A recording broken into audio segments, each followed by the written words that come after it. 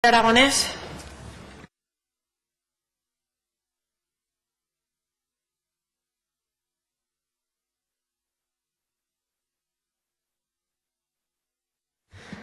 Gracias, presidenta. Yo estoy convencida de que esta iniciativa es sobre la concertada, pero estoy convencida de que va a salir aprobada por unanimidad de estas Cortes, porque lo que pedimos es algo muy concreto. Ya no es que nos posicionemos aquí si a favor o en contra de la concertada, si concertada no, que me parece que es un debate ya bastante estéril, aunque no dejamos de tener una y otra vez. No estamos hablando de eso, estamos hablando de una realidad mucho más concreta de esta cuestión, de que la verdad es que hoy tenemos prácticamente 1 de cada 3 alumnos en Aragón que están escolarizados en un centro concertado. Esa es una realidad. Esa es una realidad. ¿Que a algunos les gustaría que fuera de otra manera? Es posible, pues a lo mejor algún día eso cambia, pero la realidad hoy es esa. Por tanto, lo que tenemos que hacer es intentar que ese sistema funcione y que funcione con unas garantías de financiación suficientes para que todos los alumnos tengan una igualdad de oportunidades, para que cualquier alumno, con independencia de su origen social y económico familiar, pueda optar al tipo de centro que quiera, y para que tengan, pues, en ese sistema público, aunque no sea gestionado por titulares públicos de educación que tenemos en España, pues funcione con la mayor calidad y excelencia. Y esta máxima va por delante. Si alguien no la comparte, que lo diga. Estoy expectante totalmente para ver si alguien no la comparte. La financiación de la educación en centros concertados es insuficiente. Si alguien no la comparte, de verdad me gustaría que lo dijera, pero taxativamente, la financiación de la educación en centros concertados es insuficiente. Estoy convencida de que todos los grupos políticos la comparten. Dicho eso, como responsables políticos, cada uno en la parte alícuota de responsabilidad que tengamos, digo yo que algo tendremos que hacer. Vamos a la raíz del problema, porque aquí muchas veces tenemos este debate hablando de la comunidad autónoma y del Gobierno de Aragón y creemos que ahí no está el problema real. En la Ley Orgánica de Educación, en el artículo 88, dice que las administraciones educativas dotarán a los centros de los recursos necesarios para hacer posible la gratuidad de las enseñanzas de carácter gratuito. En el artículo 117 señala que la cuantía global de los fondos destinados al sostenimiento de los centros privados concertados para hacer efectiva la gratuidad de las enseñanzas objeto de conciertos establecerán los presupuestos de las administraciones correspondientes en el módulo cuya cuantía asegurará que la enseñanza se imparta en condiciones de gratuidad. Esto dice la ley. Más adelante, que esto fue fruto de negociaciones muy interesantes para la aprobación de la ley, en la disposición adicional 29ª se establecen dos importantes compromisos. Uno, que la fijación de los importes de los módulos económicos de conciertos se hará en un plazo de 5 años desde 2006. Y dos, que se constituirá una comisión mixta en el seno de la Conferencia Sectorial de Educación para el estudio de la cuantía de los módulos de concierto que valore el coste total de impartición de las enseñanzas en condiciones de gratuidad. Es decir, una clarísima asunción por parte de la legislación y, por tanto, de los legisladores y de quienes apoyaron esa disposición, que fueron muchos grupos, un reconocimiento de esta insuficiencia financiera de la que estamos hablando, de la concertada.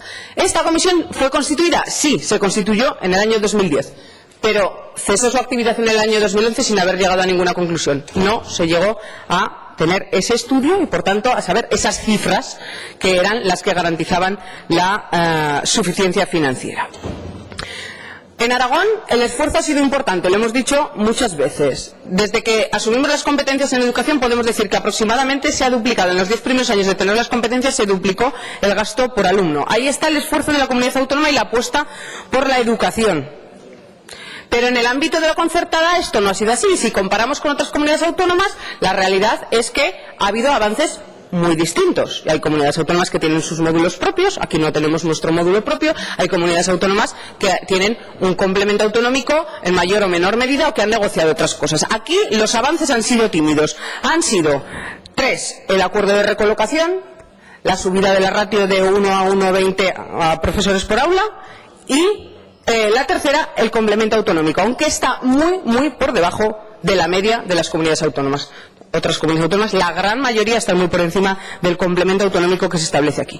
No tenemos nuestro módulo propio y, por tanto, al no tener un módulo propio, nos regimos por la cantidad que establece el Ministerio. Resulta que el Ministerio fija una cuantía, por poner un ejemplo, para el nivel de educación infantil y primaria de 37.448 euros. 37.000, atentos, frente a los 62.000 que fija, por ejemplo, el País Vasco. Pero fíjense que resulta que el propio Ministerio que gestiona Ceuta y Melilla, es decir, establece un módulo de 37.000, pero el propio Ministerio en Ceuta y Melilla tiene una cuantía de 44.400. Por tanto, ahí ya está reconociendo el propio Ministerio que hay una situación deficitaria. El módulo de concierto económico se divide en tres partidas: en salarios y cargas sociales, que la Administración abona a los docentes mediante pago delegado; en gastos variables, que la Administración paga al personal docente igualmente mediante pago delegado; asuntos como antigüedad, complemento de dirección, sustituciones, liberados sindicales; y tercero, otros gastos. Y esta última partida es la que reciben los centros y que tanto aquí muchas veces se demoniza porque el módulo otros gastos. Bueno, pues vamos a ver lo que hay ahí. El destino es los salarios del PAS, del personal de administración y servicios, el mantenimiento, equipamientos, suministros de los propios centros, y se pone en evidencia esta situación deficitaria que nos lleva a concluir, no nosotros, sino según las cifras que comparativamente con las diferentes comunidades autónomas y por la realidad que se nos transmite, es que entre 4 y 6.000 euros, y de esto es consciente el Gobierno, entre 4 y 6.000 euros por aula y curso. Hagan ustedes las cuentas. La situación deficitaria de la concertada es sabida y reconocida, y espero de verdad muy expectante a ver si alguien me dice lo contrario. Y lo que tenemos que hacer es garantizar que sea realmente gratuita y en igualdad de condiciones para todos los alumnos, para que tengan los mismos recursos, vayan al centro que vayan.